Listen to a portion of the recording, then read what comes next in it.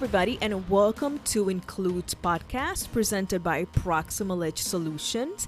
Before we go into our episode today, there is something that I really need to share with you guys, because if you don't know, you need to know. So if you have not heard about Anchor, guys, it is the easiest way to make a podcast. And I said it is the easiest way because number one, it is free. Yes, it is free. There are also creation tools that are going to allow you to record and edit your podcast right from your phone or your computer. It does not get any easier than that. But wait, there is more. Anchor is also going to distribute your podcast for you so that it can be heard on Spotify, Apple Podcasts, and more. You can even make money from your podcast with no minimum listenership.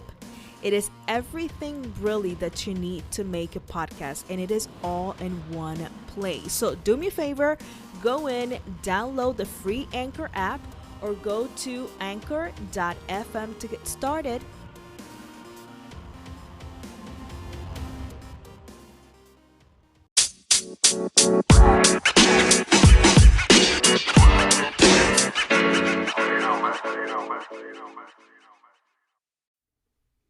Hi everyone, and welcome to another episode of Includes Podcast presented by Proximal.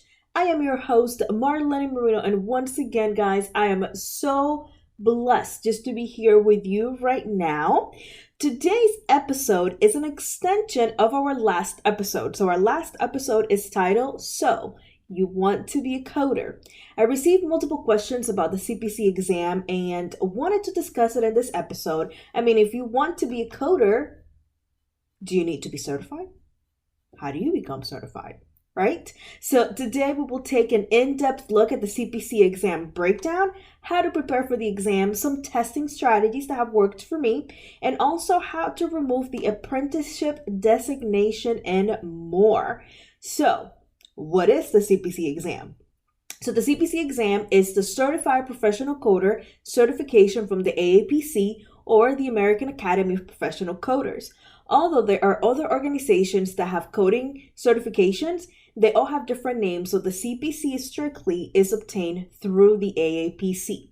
The AAPC medical coding certification requirements, there are some requirements, and they are: the first one, although not required, they recommend that you have an associate's degree.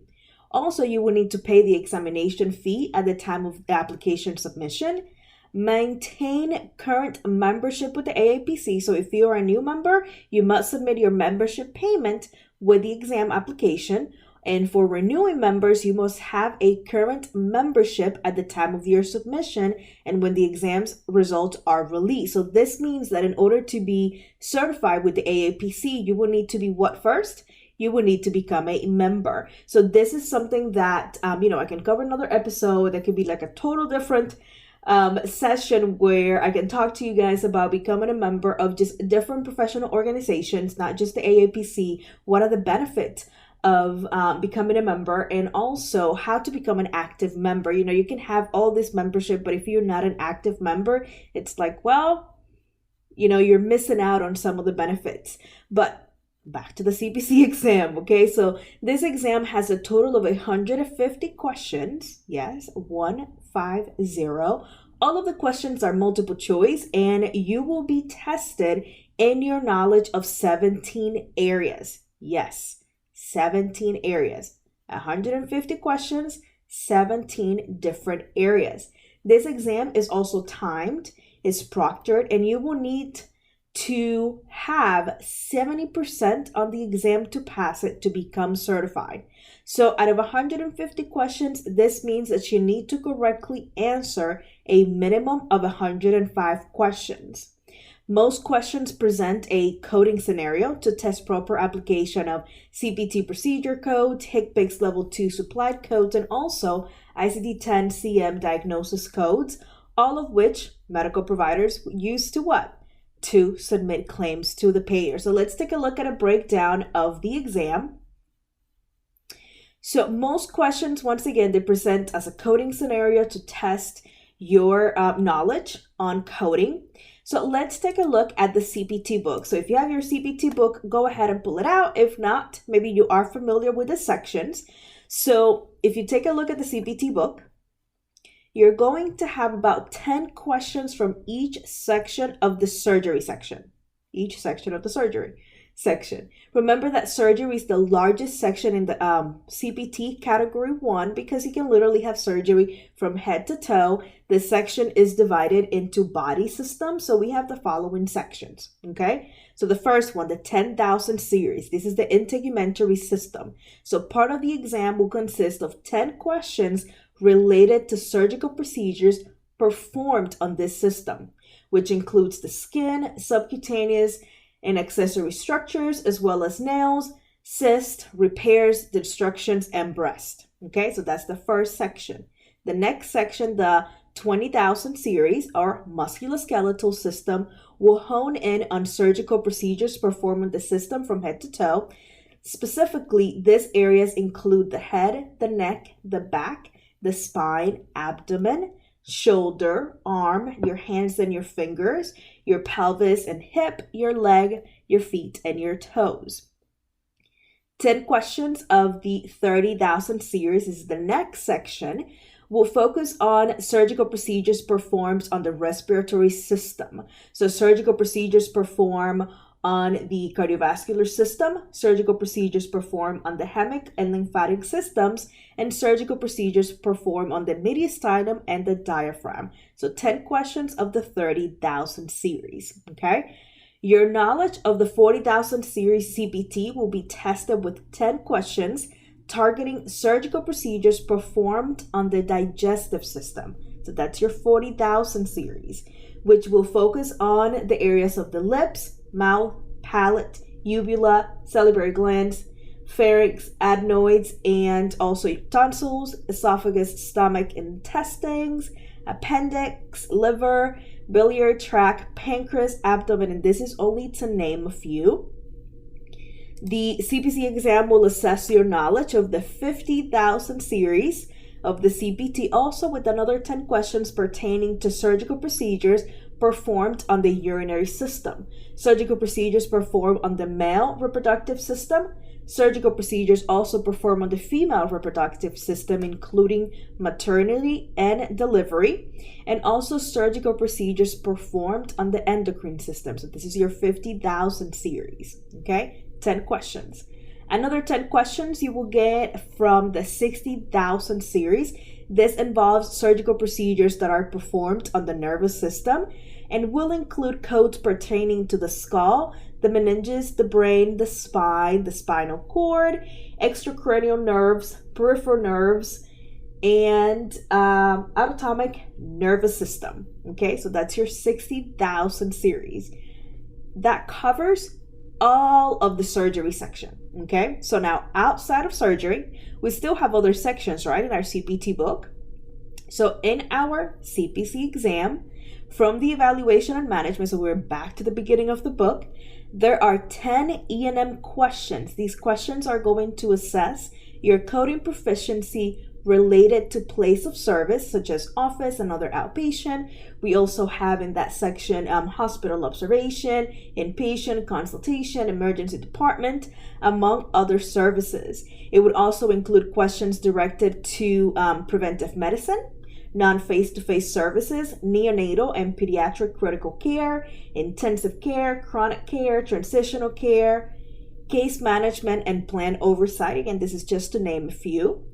Outside of now the evaluation or management or E&M section, we also have the next one, which is anesthesia. So very short section in our CPT book, but from the anesthesia section, we're going to have about 8 questions that are related to it. That will pertain to time reporting, qualifying circumstances, our physical status modifiers, very important, anesthesia for surgical, diagnostic, and also for obstetric services. So again, 8 questions, about 8 questions from the anesthesia section. So now we covered E&M, we covered anesthesia, the entire surgery. After that, what do we have? We have radiology. So we have about 10 questions from radiology. They're going to test your focus, and they're going to focus on both diagnostic and interventional radiology, including diagnostic ultrasound, radiologic guidance, mammography, bone and joint studies, radiation oncology, and nuclear medicine. And some of these words are a little hard for me to pronounce, guys. You know, English is not my first language, so please bear with me. And, you know, you can always reach out to me if I say something that you do not understand, and I will maybe try to say it differently, okay?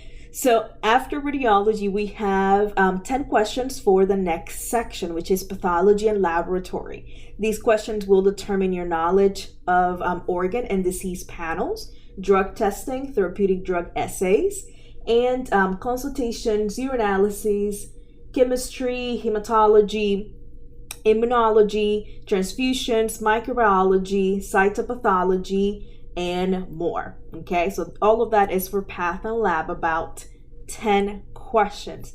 And the last section in our CPT book is medicine. So we have, for category 1, of course, for medicine, we're going to have about 10 questions that will cover numerous specialty specific coding scenarios. So you are going to also have immunizations, biofeedback, dialysis, central nervous system assessments, health and behavior assessments, hydration, medical nutrition, therapeutic, diagnostic administration, chemotherapy, administration, and other. Also, you have some non-face-to-face, non-physician services on here, and moderate sedation as well. So that's all of the category 1 section of our CPT. So now outside of the CPT, we do have questions for our other 2 coding books. So we have 10 questions from ICD-10. So that will require proficiency in diagnosis for all the chapters. And how many chapters do we have in ICD-10? We have 21, okay? So we are also going to have coding guidelines section questions. Okay, so in this section of the CPC test, it will involve about 6 questions addressing the official guidelines for coding and reporting, CPT coding guidelines and parenthetical notes, and also modifier use. So keep that in mind.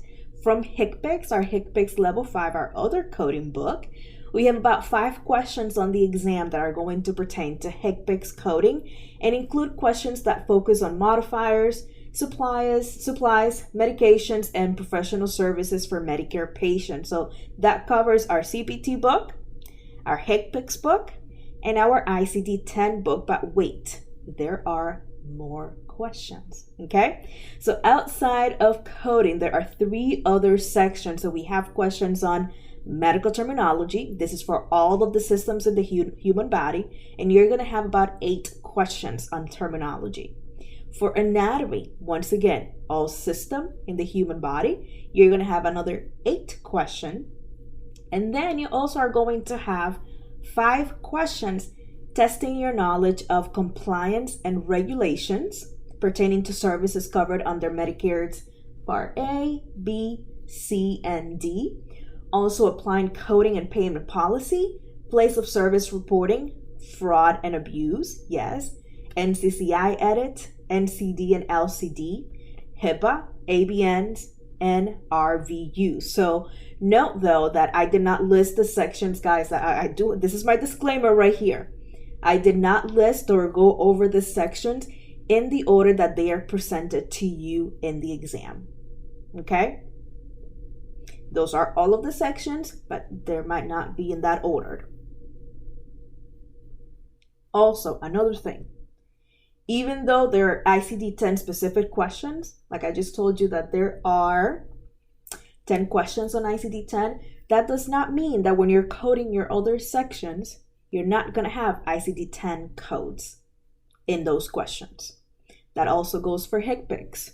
Just because you have a specific amount of questions for HCPCS, which is 5, that doesn't mean that you might not see HCPCS in other questions like during the CPT sections. Okay, so keep that in mind. Also, we have specific set amount of questions that are related to guidelines. But remember, when you're coding, you have to follow your guidelines. So pretty much during the entire test, you have to make sure that you're following all of the guidelines. So make sure to take that into consideration. Okay? So now that you know what the exam cover, and just have a better of the understanding of the breakdown of the exam, I get the question, well, how do I prepare for the exam? How?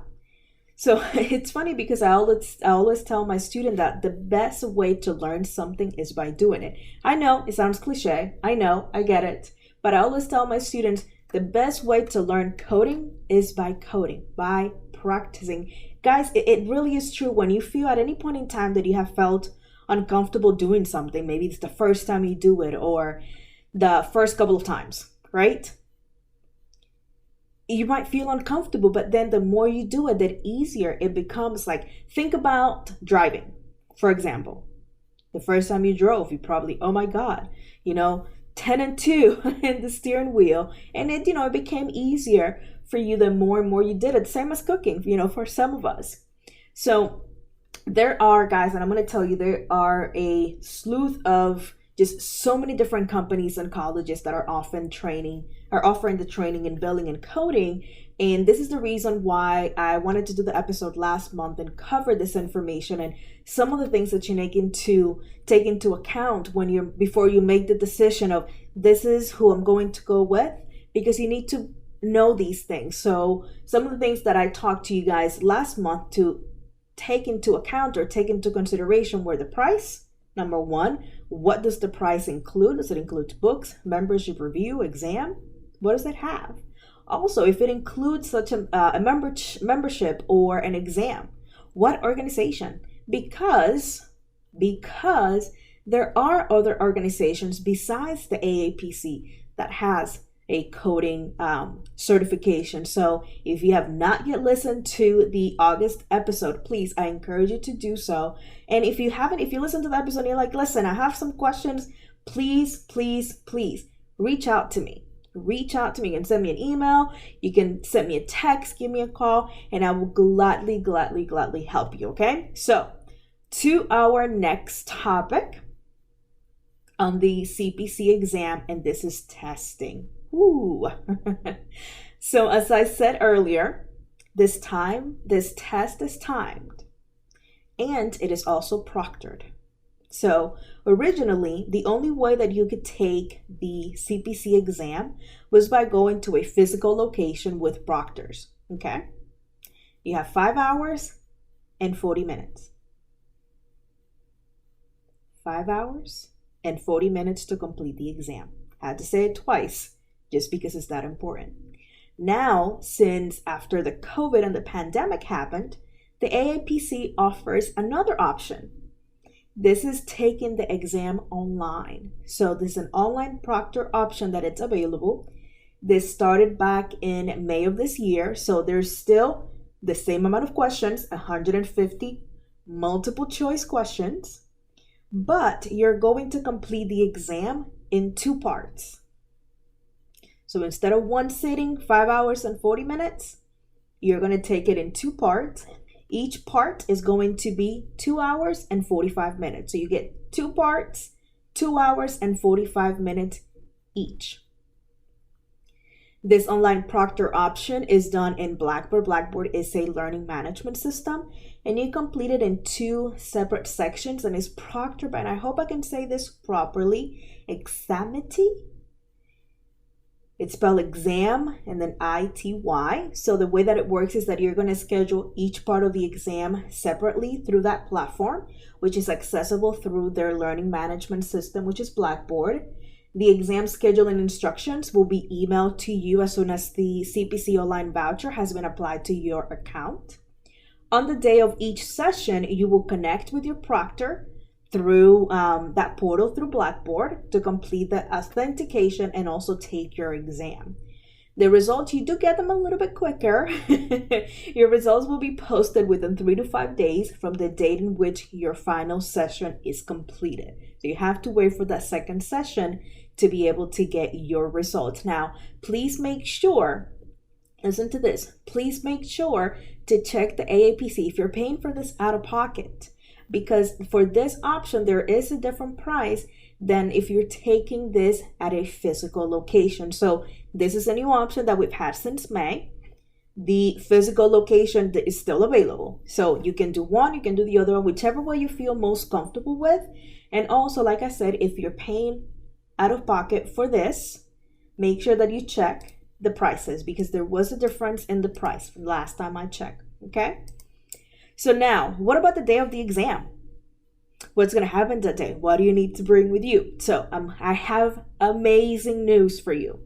Make sure on the day of your exam, you bring your coding books. Yes, bring your coding books. So we have approved manuals that can be used during the examination. When it comes to the CPC, the CPT, you need the AMA's CPT Professional Edition. The AMA CPT Professional Edition. No other CPT book will be allowed the date of your exam. You can, though, have your choice of ICD-10 and also your choice of HCPCS Level 2. Remember, there are different publishers for all of these books. So for CPT, it has to be the AMA version. Now, I always get this question, can I bring a medical dictionary? This is one of the books that you're not allowed to bring during the exam. Now, you can have handwritten notes in your books. So, for example, in the CPT book, there are some blank pages that say what? Notes, right on them, right? So make sure to use those pages and, have a couple of notes. Maybe there is a difficult term for you to remember. You can write that term in and what it means, and there is your first note. You cannot, on the other hand, have what? You cannot have loose papers. So don't forget, you can have handwritten notes in your books, but you cannot have loose papers. And please don't staple pages in your books. Don't tape pages in your books either, okay? Now, when taking the exam, I truly believe that you have to have a strategy. You have to have a strategy. There are certain things that you need to know. Besides, the coding and practicing, there's other things that me personally, I need to know, okay? So the first thing I need to know is the breakdown. One of the first things I need to know so that I can better prepare when, I take this exam. And it's been a really long time for me. So I need to know the breakdown. But before I even take a look at the breakdown, the first thing I need to know is what's the score I need to get to pass? So the CPC exam, you need to have at least a 70%. Okay, so how many questions is that? There are a total of 150 questions in the exam.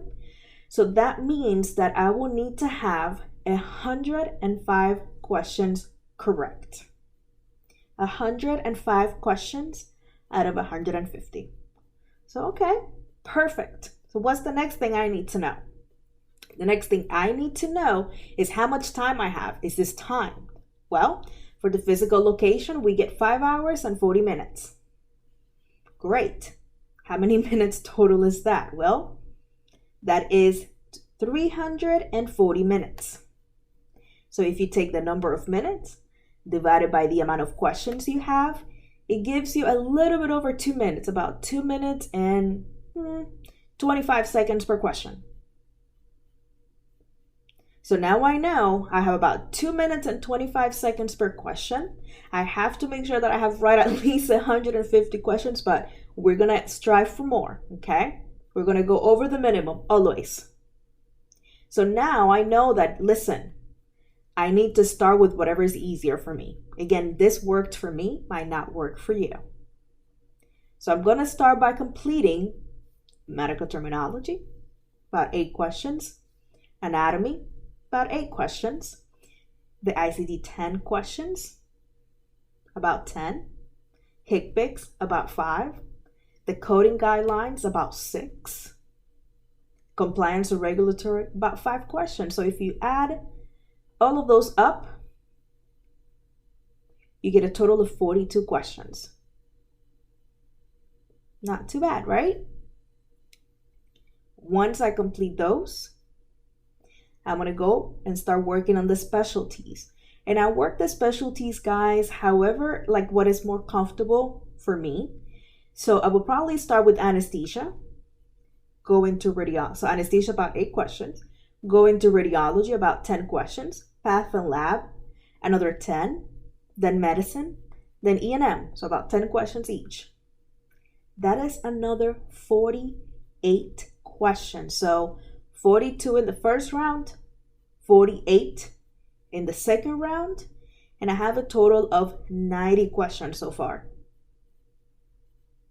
From 150, that's going to leave me with about 60 more questions to complete. So now I can focus on each section of surgery. You can do them in any order. You can do easiest to hardest, hardest to easiest. It's up to you. But again, this is what worked for me. Now, here are some tips that also worked for me from the AAPC exam. So again, this has been a minute in a kingdom far, far away. It's been a very long time for me since I took the CPC exam. So the first tip that the AAPC gives us says it is all about the guidelines. Guys, I cannot agree with that more. It is all about the guidelines. So make sure that you're reviewing the coding guidelines. Understand how they are applied.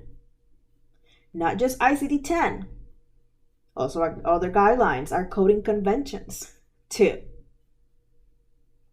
Number 2, get your materials organized. Tab your books. Tab your books. Make notes in your books. So well-marked books can be extremely helpful during the exam. You can use different color highlighters to differentiate between different things. Again, I really like the tabs that come with the CPT book. Back when I took the exam, the CPT book actually came, it wasn't tabs, but it was like little indentations on each section. So you really didn't need the tabs. So that's how long it's been since I took the exam. Okay. Number 3, sequencing matters. So we have to make sure that we're following what? Sequencing rules. Number 4, parenthetical notes provide valuable information. So make sure that you pay close attention to those because they're going to prevent you from making a coding error. Okay. And the 5th one is know your modifiers. So make sure that you're reviewing the proper use for each modifier. Understand when they should each be appended or added. Okay. So again, this strategy and tips have worked for me. They might not work for you. I think at the end of the day, we all each need to figure out what is the best way that we learn and the best way that we can, strategize for a test, and there are different ways, different learning styles. You also should look at your peak times. So you're in your peak times, make sure to use that for studying. If you're going to be doing, like, for example, the online exam instead of the physical one, well, make sure that you schedule that during your peak time. Okay. Another thing to look at is what concepts are the hardest work for you and turn those weaknesses into strength. How do you do that? Reviewing the guidelines, and by what? More practice, more and more coding practice. Now, CPC, let's talk about CPC and CPC-A. So unless you have 2 years of medical coding experience prior to taking the CPC exam, you're going to receive the CPC-A credential when you pass. So CPC-A.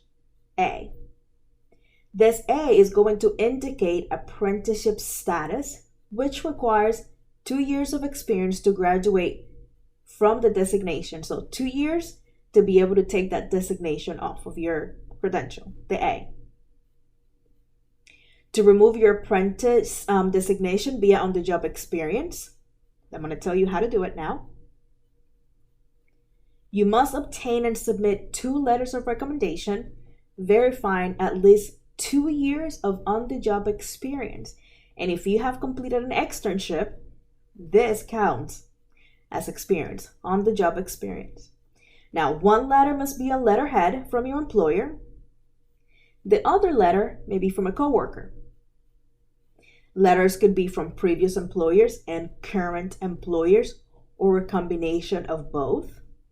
Experience includes time coding for a previous employer and prior to certification. So not just after you become certified, but also if you have prior, you can use that as well. Both letters are required to be signed and will need to outline your coding experience and amount of time in that capacity. On the AAPC's website, there is a template that you can use, and I'm going to include the link in my references in case you need to get to this template. But please keep in mind that letterhead and signature are still required when using that template. So don't forget. So that's one way to getting your A removed. The other way that you can apply to get your A removed is by submitting proof showing completion of at least 80 contact hours of a coding prep course, not CEUs. That's not what I said. Not CEUs, coding prep course, at least 80 contact hours, and one letter on letterhead signed from your employer verifying 1 year on the job experience.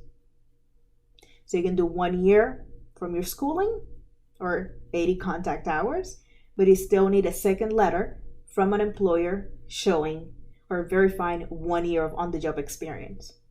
Again, externships are accepted. And in this case, you will need to send proof of education in the form of a letter from your instructor or the school that you attended on school letterhead stating that you completed 80 or more contact hours, or you can get a certificate or diploma stating at least 80 contact hours, or even an unofficial school transcript. Now, also, the AAPC has a product that is called Practicode. This is going to give you real-world experience, and it helps you in removing your A. So it's going to give you X amount of time so that you can get your A removed. Once you have all of your requirements and you have all of your letters, it's really easy, it's real simple. You'll scan everything and you can send an email to apprenticeremovals@aapc.com. apprenticeremovals@aapc.com. Now, you don't need to send proof of education or experience to be able to sit for the exam. This is only submitted once you take your certification to get your apprenticeship removed. Also, you need to make sure that you are allowing 2 to 4 weeks for processing. Does not happen right away, does not happen overnight. Might happen the same day, but please allow 2 to 4 weeks for processing, okay? The last thing I want to cover with you guys on today's episode is Project Xtern. Xtern. Project Xtern. So AAPC established Project Xtern to help newly certified medical coders qualify for a medical coding job. This program provides members with work experience to an approved office AAPC Xtern site. So what does this mean? This means that this will be like an externship or internship, depending on how you call it, with an approved AAPC location. That experience can be applied on your resume, and it also is going to count towards your removal of what? Or your apprentice status. So this is really, guys, a perfect way to get that first taste of real-world knowledge and experience in the medical coding field. And it also gives potential employers an opportunity to do what? To see you in action. So in the AAPC website, there are more than 200 facilities. Yes, I said it. 200 facilities. And you heard it right. They are known as approved official extern site that participate in this Project Xtern. Externs are placed at these facilities for typically 3 months, but some stay as long as 1 year. I've seen them as short as 1 month, depending on how many hours they're coming in a week. Although this is not a paid position, that facility can use the time, guys, really to see you in action and also examine, your work habits and abilities. There are, on the other hand, some prerequisites to be able to participate for the members, for the AAPC members. There are prerequisites. And the first one is that you need to be a current member of the AAPC. Current member of the AAPC. Second, you have to hold an active AAPC credential. Hold an active AAPC credential. And this is my favorite one. You have to have a desire to learn. You need to want to learn and also benefits from new ways and techniques of coding. You guys, I'm a huge advocate for learning. So you need to want to learn to be able to do this. So, and I'm going to leave on the episode description the link for Project Xtern. I also add the one for Practicode. But again, if you need more information on this, please let me know. I've helped actually a facility a while back and set up their extern curriculum and also get them approved with the AAPC as an official extern site. So reach out to me and I'll be glad to help you with any questions that you might have about Project Xtern. So please keep in mind, the exam questions may not be identified or sorted by the series to which they pertain. The test, the CPC exam, will rely on a level of understanding that enables you to identify what series you're going to be coding. Each examination is separate and distinct from one another. An overall score for the CPC exam of 70 or higher is required to pass it. And each category or section may vary in the number of questions that you're asked. Okay, so do you need to be certified? That's the, $1 million question? $2 million? The CPC exam is a test that tests your medical coding proficiency. It shows your employer or potential employer, guys, your commitment to the field and also the commitment to your career. It demonstrates your expertise in assigning accurate medical codes for diagnosis, procedures, and services, as well as sound knowledge of coding guidelines and regulations to meet what? To meet compliance requirements. So you know your compliance requirements, you know your guidelines, and you know how to code properly. So this is all I have for you for this episode today. Please make sure that you guys continue to send me your questions. Remember, I told you since, I don't even think it was our first episode, maybe our intro episode. This is a partnership, okay? Reach out to me and keep sending me those questions. You can reach me by visiting my website, proximaledge.com, proximaledge.com, or by email at includespodcast@gmail.com, includespodcast@gmail.com. And no worries if you're not sure how to spell Proximal Edge or Includes Podcast and get all of that. I will make sure to also leave links in the description for those too. All right, guys, I hope you'll have a great and amazing day, and I will catch you on the next episode.